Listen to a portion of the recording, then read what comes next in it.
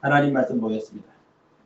하나님 말씀은 구약성경 여호수아 5장 2절과 3절 말씀을 보겠습니다.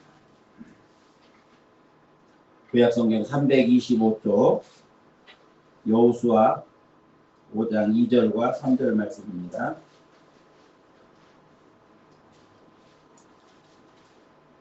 여호수아 5장 2절과 3절을 찾으셨으면 같은 목소리 함께 봉독하겠습니다. 그때 여호와께서 여호수아에게 이르시되 너는 부싯돌로 칼을 만들어 이스라엘 자손에게 다시 할례를 행하라 하시매 여호수아가 부싯돌로 칼을 만들어 할례를 산에서 이스라엘 자손들에게 할례를 행했더라. 아멘. 할렐루야. 오늘도 참 좋은 날입니다. 하나님의 은혜와 축복이 사랑하는 성도 여러분들에게 언제나 가득하시기를 예수님의 이름으로 축복을 드립니다. 벌써 2021년도 한 달이 지나고 이제 두 번째 달을 맞이했습니다. 그리고 또 다가오는 금요일은 또 민족교육 고유의 명절인 설날입니다. 여러모로 코로나19 때문에 제한된 부분들이 많이 있지만 그래도 이런 가운데서 맞이하는 설날 즐겁고 행복하고 그리고 또 은혜가 넘치는 그러한 명절을 맞이하실 수 있기를 예수님의 이름으로 축복을 드립니다. 어떤 목수가 열심히 전기톱으로 나무를 자르고 있었습니다. 그래서 그 톱밥이 잔뜩 쌓여 있는데 이 목수의 아들이 그 옆에서 놀다가 시계를 떨어뜨렸습니다. 그래서 톱밥 속에 들어가 버리고 말았어요. 전기톱을 끄고 아들이 열심히 이 톱밥 속에서 시계를 찾으려고 하는데 찾을 수가 없는 겁니다. 오히려 온 지방만 그 작업장만 어지럽혀 놓을 뿐 시계를 찾을 수가 없는 겁니다. 그 광경을 보고 있던 목수가 조용히 아들에게 묻습니다. 너무 마음을 급하게 먹거나 당황하지 말고 마음을 차분하게 가라앉혀봐라. 그리고 조용히 주위의 소리에 귀를 기울여봐라. 이렇게 조언을 해줬습니다. 그랬더니 목수의 아들이 아버지의 조언에 따라서 차분하게 조용히 마음을 정돈하고 주변의 소리에 귀를 기울이기 시작합니다. 주변이 조용해졌습니다. 조용해지자 금방 시계 바늘 가는 소리가 착각하면서 들리기를 시작하는 겁니다. 손쉽게 이 시계를 찾을 수가 있었던 겁니다. 주변에 소리가 시끄러우니까 시계가 가는 이 초침의 소리를 들을 수가 없었지만 주변을 정리하면서 마음을 차분하게 가라앉혔더니 시계 소리를 잘 들을 수가 있었다는 겁니다. 시편 62편 5절 말씀을 보니까 나의 영혼아 잠잠히 하나님만 바라라. 물은 나의 소망은 그에게로부터 나오는도다. 이렇게 말씀했습니다. 사람이 하나님의 음성 듣기를 원합니다. 우리는 하나님의 음성 듣기를 원합니다. 우리가 하나님 앞에 기도하면 하나님께서 내 기도에 정확하게 응답해 주시기를 기대합니다. 그런데 그렇게 정작 우리는 하나님의 음성 듣기를 원하고 하나님의 응답을 정확하게 기다리지만 이 하나님의 응답을 기다리는 나의 태도를 보면 우리의 태도를 보면 항상 손에는 무엇인가 들려져 있고 귀에는 또 무엇인가 막혀져 있고 우리의 입에는 엉뚱한 것들로 가득 차 있는 그러한 경우가 많습니다. 그러면서 왜 나에게는 하나님의 음성이 안 들리지? 왜 하나님은 내 귀에 내 기도 소리에 응답하시지 않는 거지? 이렇게 말할 때가 있다는 겁니다. 우리가 세상의 모든 일들을 다 이렇게 정리하고 조용히 내려놓고 하나님의 소리에 귀를 기울여야 됩니다. 우리의 마음을 정돈하고 하나님의 소리에 귀를 기울이고 주변의 소리를 모두 제거하고 하나님의 음성에 귀를 기울일 때 하나님의 음성이 들릴 수가 있는 겁니다. 그러므로 세상 길에 너무 분주해서 우리의 마음 뺏기지 말고 우리의 마음을 잘 정돈하고 우리의 주변을 조용히 하면서 하나님의 음성에 기울일 때 하나님의 음성을 선명하게 들을 수 있는 우리 모두가 될 수 있으면 참 좋겠습니다. 그러므로 날마다 여러분의 삶 속에서 하나님의 음성을 잘 듣는 그러한 성도들이 되시기를 예수님의 이름으로 축복을 드립니다. 자, 오늘 본문을 보니까 이스라엘 백성들이 이 범람하는 홍수철이어서 범람하는 요단강을 건넜습니다. 요단강을 건너서 이제 본격적으로 가나안 땅 정복을 위해서 길갈이라고 하는 곳에 도착했을 때 일어난 이야기를 기록하고 있습니다. 이미 가나안 초입인 여리고성까지 정탐을 다 마치고 그리고 이제 정복의 길에 본격적으로 나서려는 순간에 하나님께서 여호수아에게 이렇게 말씀하시는 겁니다. 이스라엘 백성들에게 부싯돌로 칼을 만들어서 할례를 받도록 해라. 이렇게 명령을 하시는 겁니다. 그랬더니 여호수아가 부싯돌로 칼을 만들어서 이스라엘 백성들에게 할례를 행하는 장면입니다. 자, 이스라엘 입장에서 백성들의 입장에서 생각을 해보면 참으로 하나님의 명령은 이해가 되지를 않습니다. 이제 가나안 땅 진격을 위해서 마음을 다잡고 이제 진격하려고 단단히 벼르고 있는 겁니다. 잔뜩 마음을 먹고 또 각오를 다지고 이렇게 하면서 이제 가나안 땅을 정복하려고 하는 준비를 하고 있는데 하나님께서 얼토당토하게 갑자기 할례를 행하라고 말씀을 하시는 겁니다. 적들이 호시탐탐 자신들을 노리고 있는 이런 상황 속에서 며칠을 움직일 수 없는 그런 할례를 행한다고 한다면 이것이 정말 하나님의 뜻인가 싶을 정도로 의구심이 생길 수밖에 없는 그런 상황이었습니다. 그러나 여호수아는 하나님의 명령대로 이스라엘 백성들을 대상으로 해서 이제 할례를 행합니다. 이스라엘 백성들이 어떤 마음이었는지 정확하게는 모르겠습니다만은 이제 또 어쨌든 이 여호수아는 하나님의 명령대로 길갈에서 할례를 행한 겁니다. 자, 오늘 우리는 이 길갈에서 행한 할례 사건을 통해서 아주 신앙적인 좋은 교훈들을 우리가 얻을 수가 있는 것을 보게 됩니다. 때로는 우리의 삶 속에서 이스라엘 백성들과 같은 상황을 만날 때가 있다는 겁니다. 이제 무엇인가 결단을 하고 잘 해보려고 하니까 예기치 않은 그러한 상황들을 만날 때가 있습니다. 오랫동안 기도하면서 준비해온 일이고 이것이 또 하나님의 뜻이다 생각해서 이 일들을 잘 진행해 보려고 하는데 생각지도 않은 가운데 일이 막히고 일이 꼬이는 그러한 경우도 있습니다. 그래서 그런 것 때문에 오히려 내 믿음에 굉장히 영향을 받을 수도 있다는 겁니다. 탄력을 받아 일의 속도를 더 가속을 붙여야 되는데 이 일이 막혀서 오히려 앞으로 나갈 수 없는 막막한 상황이 되어 버릴 수도 있다는 겁니다. 마치 할례를 받고 아무것도 하지 못하고 누워있는 이스라엘 백성과 같은 그러한 상황이 될 수도 있다는 겁니다. 자, 본문에서 이스라엘 백성들의 모습을 보면서 우리가 오늘 이 이스라엘 백성들에게서 배워야 할 교훈은 무엇일까요? 이스라엘 백성들은 이렇게 위급하고 어려운 상황 속에서도 하나님께서 명하신 할례를 그 의도가 어떻든지 간에 할례를 행함으로써 하나님의 말씀에 순종하고 있는 모습을 볼 수가 있는 겁니다. 그러므로 이스라엘 백성들이 할례를 받은 의미가 무엇일까? 할례를 행하는 그 의미 속에서 우리가 배워야 하는 교훈들은 무엇일까를 오늘 말씀을 통해서 함께 은혜를 나누려고 하는 겁니다. 첫 번째로 이스라엘 백성들이 할례를 행함으로써 그들이 가지고 있는 생각은 무엇이냐? 그들이 가지고 있는 것은 무엇이냐 하면 하나님과의 언약을 기억하겠다고 하는 그런 다짐이 그들에게 있었다는 겁니다. 자, 하나님과 이스라엘 백성들과의 관계는 어떤 관계냐면 언약으로 맺어진 그러한 관계입니다. 창세기 17장을 보면 하나님께서 아브라함이 99세 되었을 때 아브라함을 다시 부르십니다. 그래서 부르셔서 뭐라고 말씀하시는가 하면 내가 24년 전에 아브라함이 75세 때 너를 하란 땅에서 부르면서 아브라함을 하란 땅에서 불러내시면서 내가 너를 많은 민족의 조상으로 삼겠다. 너를 내 백성으로 삼겠다. 그러니까 너는 본토 친척 아비집을 떠나라. 이렇게 말씀하시면서 불러내셨습니다. 그래서 아브라함을 불러내시면서 아브라함과 이제 너는 내 백성이 될 것이다. 내가 너를 많은 민족의 조상이 되게 하겠다라고 약속을 하셨습니다. 자, 그런데 24년이 지난 99세에 하나님께서 다시 아브라함을 불러내시는 겁니다. 아브라함을 불러내셔서 이름을 바꿔주십니다. 이제는 더 이상 아브라함이라고 하지 말고 아브라함이라고 해라. 아브라함이라고 하는 뜻은 무슨 뜻이냐면 열국의 아버지, 많은 민족의 아버지라는 뜻입니다. 그래서 아브라함이라고 이름을 바꿔주면서 24년 전에 하란에서 그를 불러낼 때 약속하셨던 그 약속을 다시 한번 상기시켜 주시는 겁니다. 그러면서 하시는 말씀이 뭐냐면 너와 나의 즉 이스라엘 백성과 아브라함과 하나님과의 관계의 표징으로 할례를 받도록 명하신 겁니다. 그래서 이 명령에 따라서 아브라함은 그날로 가정에 있는 모든 남자들에게 할례를 행하게 했습니다. 그래서 할례를 행함으로써 하나님과 이스라엘 백성들, 아브라함의 자손과 언약의 관계를 확인했다는 겁니다.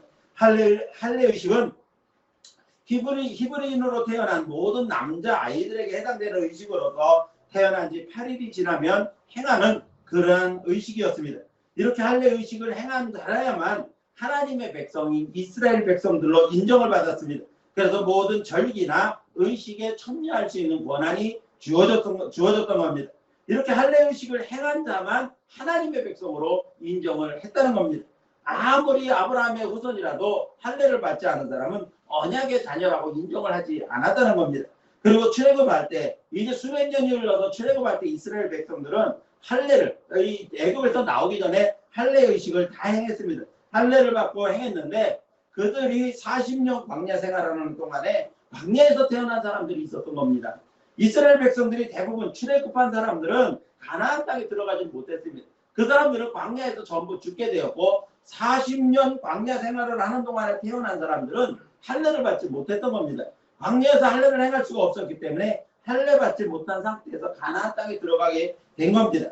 따라서 그들이 가나안 땅에 들어가는 대부분의 백성들, 새로운 세대들은 할례를 행하지 않았기 때문에 할례가 필요했던 겁니다. 그래서 하나님과 이 언약의 백성으로 맺어진 관계라고 하는 사실을 확인하도록 하기 위해서 하나님께서 이스라엘 백성들이 가나안 땅을 정복해 가기 전에 먼저 할례를 받아라, 할례를 행하라, 이것을 명령했던 겁니다. 그래서 여호수아는 이 부흥이라도 하듯이 모든 백성들에게 할례를 행하게 했던 겁니다. 그렇게 할례를 행함으로써 이제는 이 백성도 새로운 세대도 하나님과 언약으로 맺어진 그러한 관계라고 하는 하나님의 백성이라고 하는 사실을 분명하게 인식하도록 이스라엘 백성들에게 한 겁니다. 지금 가나안 땅으로 들어가는 세대는 출애굽한 세대가 아닙니다. 애굽에서 나온 세대가 아니라 그 다음 세대인 겁니다. 원망과 불속을 일삼던 출애굽 세대는 그 불신 세대라고 그렇게 말할 수밖에 없습니다. 하나님 앞에 징계를 받아서 모두가 광야에서 죽고 만 세대가 바로 출애굽 세대입니다. 되돌아보면 이전 세대인 출애굽 세대는 정말 하나님의 은혜를 가장 많이 체험한 그러한 사람들이었습니다. 그들은 한 애굽에 내려지는 10가지 재앙을 눈으로 목격한 사람들입니다. 장자 죽음도 본 사람들입니다.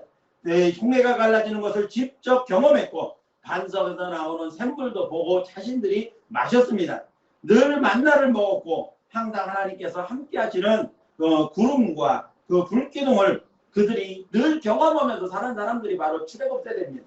하나님의 은혜를 가장 많이 누린 사람들이었지만 하나님에 대해서 가장 불신과 그리고 원망과 불평이 많았던 세대가 바로 출애굽 세대였던 겁니다. 그래서 그런 불신과 원망을 가지고서는 불평과 원망을 가지고서는 가나안 땅에 들어갈 수가 없었던 것입니다. 그런데 이 백성들은 정말 하나님의 놀라운 은혜를 경험하면서도 조금만 불편하면 하나님과 모세를 향하여 원망을 거침없이 쏟아냈다가 결국은 그 징계를 받고 마는 겁니다. 하나님이 계속된 경고에도 불구하고 그들이 불신과 불평과 원망을 멈추지 않게 되었을 때 결국 그들은 하나님 앞에 징계를 받아서 광야로 내몰리고 그곳에서 죽는 결과를 초래하고 만 것입니다. 그런데 새로운 세대인 이스라엘 백성들은 하나님의 명령이 떨어지자마자 재빠르게 할례의식을 행하는 그러한 모습을 보입니다. 하나님께 순종하는 언약의 백성임을 그들은 스스로 확신했다는 겁니다. 그래서 할례를 받으면서 그들은 이제 선민이다, 하나님의 백성이다라고 하는 그러한 자긍심을 갖게 되었던 것입니다. 사랑하는 성도 여러분, 영적인 이스라엘 백성의 백성이 성도의 삶도 마찬가지인 겁니다. 성도로서의 확실하고 분명한 삶을 살기 위해서는 우리도 하나님의 백성이라고 하는 분명한 인식을 가져야 됩니다. 하나님의 자녀가 되었다라고 하는 하나님과의 관계를 분명하게 가져야만 한다는 겁니다. 그렇다면 우리에게 필요한 것, 하나님과의 언약 관계는 무엇으로 우리가 분명하게 알 수가 있을까요? 그 옛날 구약 시대처럼 할례를 행함으로 알 수 있는 것이 아닙니다. 오늘날 우리가 하나님과의 언약 관계를 분명히 알려면 바로 그것은 예수 그리스도께서 십자가에서 흘리신 보혈의 능력이라는 겁니다. 우리가 예수 그리스도께서 흘리신 보혈의 능력을 믿고 그것을 우리 안에 분명하게 확신으로 가지고 있으면 그것이 바로 언약의 표징이고 하나님의 자녀가 된 그러한 확실한 표징이 되어지는 것입니다. 예수 그리스도의 피로 구속받은 언약의 표징이 확실한 성도, 이것이 바로 하나님의 자녀인 성도인 것입니다. 그러므로 날마다 우리가 예수 그리스도의 피로 거듭난 하나님의 백성이라고 하는 사실, 언약의 자녀임을 분명히 기억하고 그 자부심을 가지고 세상에서 승리하는 복된 삶을 살아갈 수 있는 성도 여러분들이 되시기를 예수님의 이름으로 축원합니다. 두 번째로 그들이 할례를 받았다라고 하는 것은 무슨 의미가 있는가 하면 말씀에 순종하겠다고 하는 결단이 그들 속에 있는 겁니다.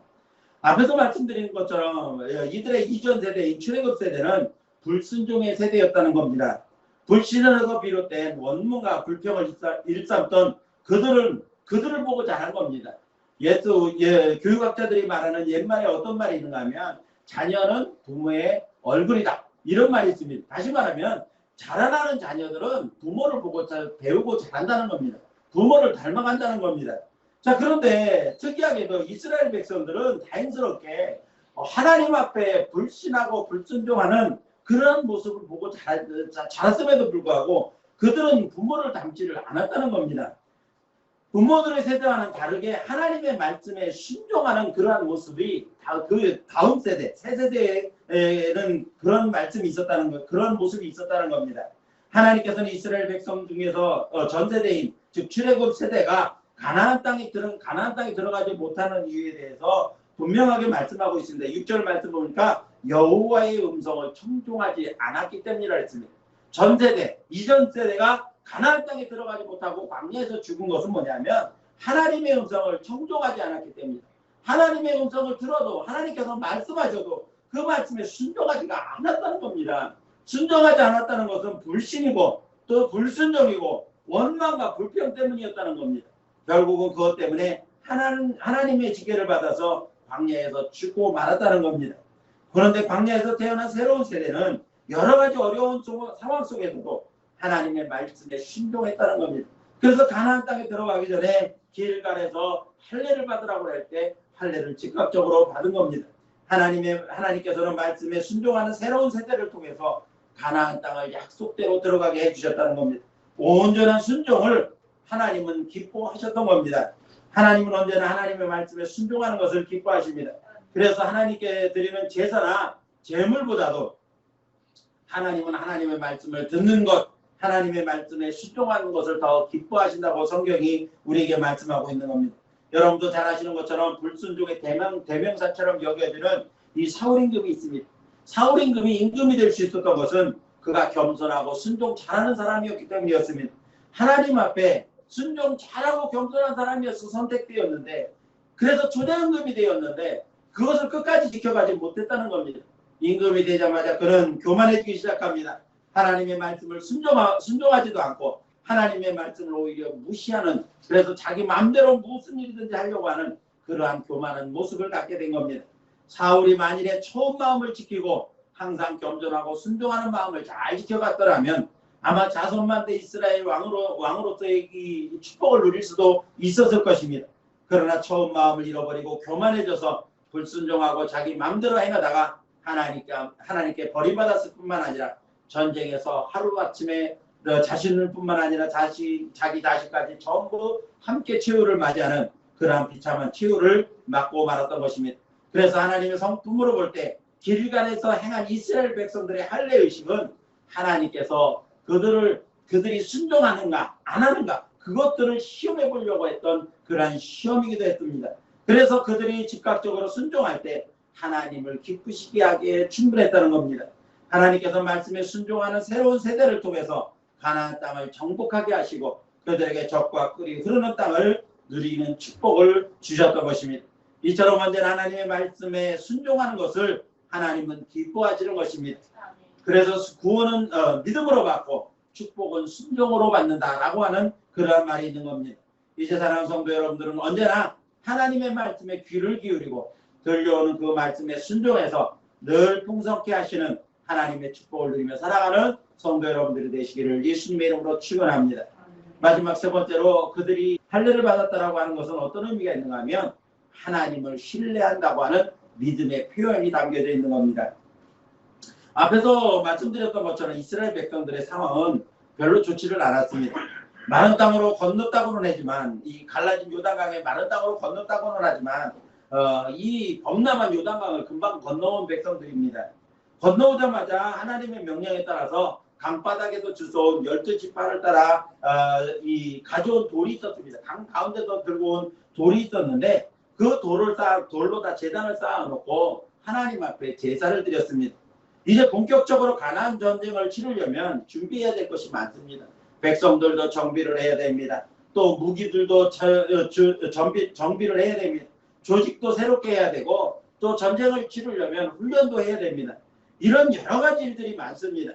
그것뿐만이 아니라 이스라엘 백성들이 온다고 그러니까 이 주변 민족들이 긴장을 하기 시작한 겁니다. 그들도 소문을 들었습니다. 광야에서 하나님께서 이스라엘 백성들 앞을 가로막고 있는 그 족속들을 어떻게 했는가, 바산왕 옥이나 옥과 같은 이러한 나라들을 어떻게 하나님께서 징계하셨는가라고 하는 것을 다 들었습니다.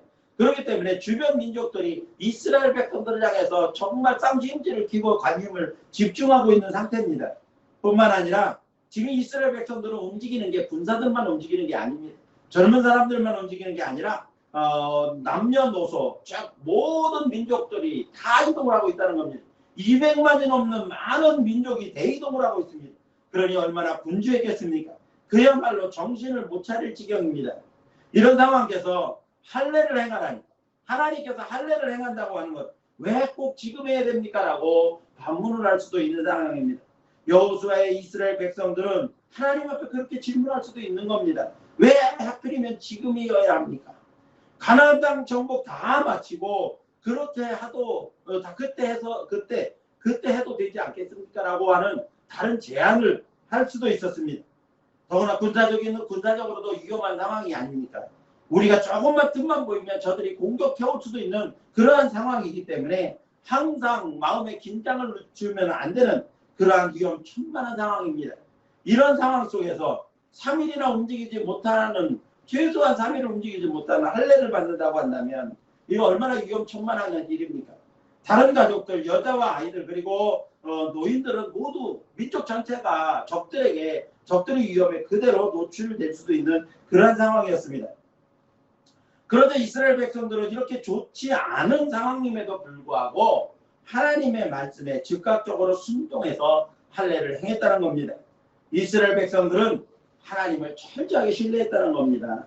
그러한 위험한 상황 속에 있었다 할지라도, 이렇게 힘들고 어려운 상황이 있다 할지라도 하나님께서 우리를 지켜줄 것이다. 하나님께서는 우리를 건져줄 것이다.